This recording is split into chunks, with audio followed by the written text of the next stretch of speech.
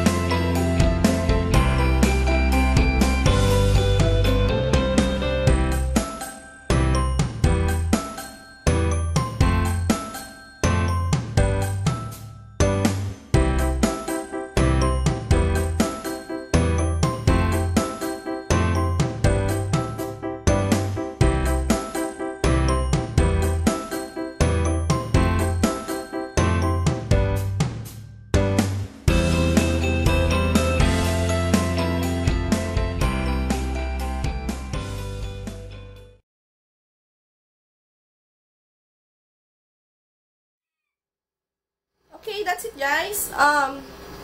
That's the part of the video when I applied the foundation.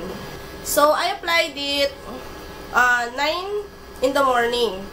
So, right now, it is 4:34. Okay, by the way, that video was the video I took few weeks ago.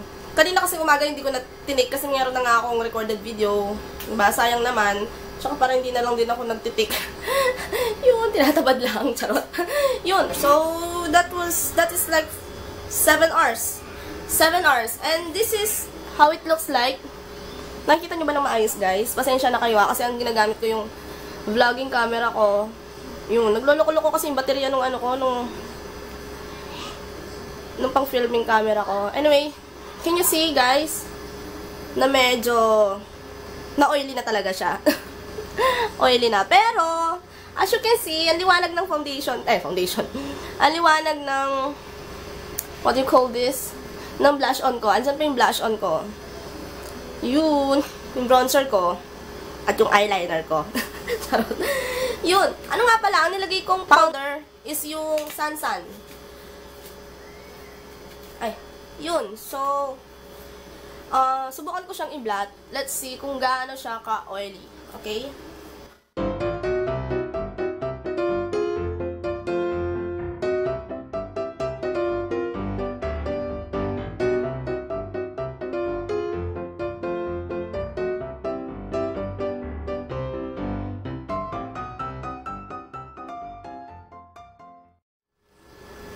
Okay, here's the blotting paper, guys.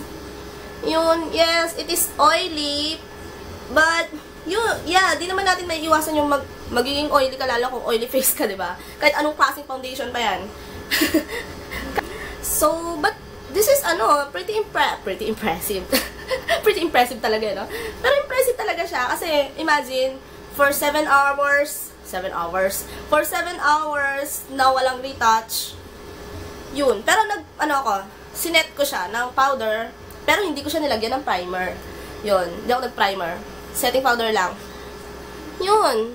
And this is all the oil that I got from my face. Yun. But anyway, as usual, di na naman ako lumabas. Alam niyo naman, dito lang ako sa bahay. Yun. Katulad niyo, dito lang ako sa kwarto. Hindi masyado nag-oil up yung... nag-oily ako, yun lang, isang blotting paper lang. Pero siguro kung lumarga-larga ako sa labas, baka hindi lang ito. Hindi lang ito yung makukuha ko, diba? So, anyway, what I can say about this foundation, it is a good foundation. Yeah. Ano siya? Pero ano lang siya? Ang tawag dito, yung hindi siya full coverage. Medium coverage lang siya. And this shade, the shade that I have, it's the beige oak. Paano mabasa na ito? Ochre. O-C-H-R-E. Ochre? Pasensya na. Yun. WL04 beige ochre. Yun yung shade na nakuha ko na maano pa siya sa akin? Maliwanag. Ano ba tawag dito? Maputi. Pero nakuha ko naman siya sa bronzer, tsaka sa blush on. Tsaka medyo parang nag-tone down naman siya, no? Yun. So, ang masasabi ko lang, for me, para sa akin, maganda siya. And, I love it! Yun. Ilang beses ko na siya ginamit. Kasi hindi ko naman ito gagamitin kung hindi ko siya magugustuhan, diba? Yun, maganda siya. Tsaka, yung amoy niya, meron siyang amoy na parang yung typical foundation lang. Parang regular foundation na mumurahin na, pero hindi naman siya mukhang mumurahin pag nasa mukha. Amoy lang siyang mumurahin. Pero hindi naman siya masyadong matapang. Konting amoy lang siya. Tsaka yung consistency ba yun? Yung, medyo may pagkamalabnaw, pero hindi naman siya runny. Yun. Can you see, guys? Yun. May malabnaw siya, pero hindi naman siya runny. Tapos, ano pa ba? Ano pa dapat sabihin? Basta, yun. It's a good foundation, guys. For me, it's a good foundation. Yung longevity niya, I think, okay din siya. Kasi sa 7 hours, tingnan mo, di naman siya natanggal, diba? Andyan pa rin siya. Kasi di naman ako nagsusuot ng foundation na matagal no? Lalo kung nasa bahay ka lang. Yun. So, yun lang, guys. Yun na naman, no? So, yun lang masasabi ko sa foundation na to. I like it. And, may mga oily to combination skin na katulad ko, I think you're gonna like this too. As long na makuha nyo lang yung right shade for you. But ako, even though it is lighter for my skin tone, I still like it. Nagagawa naman siya ng paraan. So yeah, thumbs up for this foundation. And especially, mura na, nauutang pa. Yeah! Okay, yun lang guys. Hope you like this review. I hope it helps. Okay? Okay, so thank you for watching and see you on my next video. Bye!